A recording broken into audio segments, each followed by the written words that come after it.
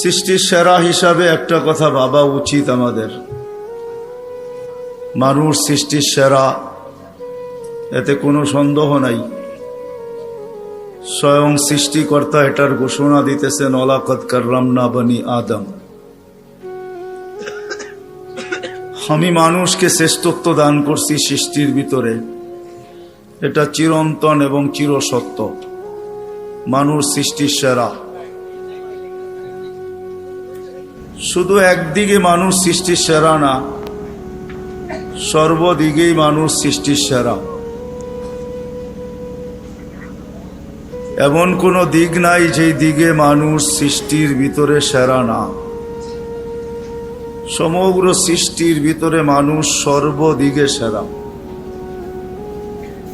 যদিও নাকি আফ্রিকার মানুষগুলা দেখলে আমাদের হাসি পায় যে রঙও নাই ঢঙও নাই, তারপরেও সে সৃষ্টির সেরা।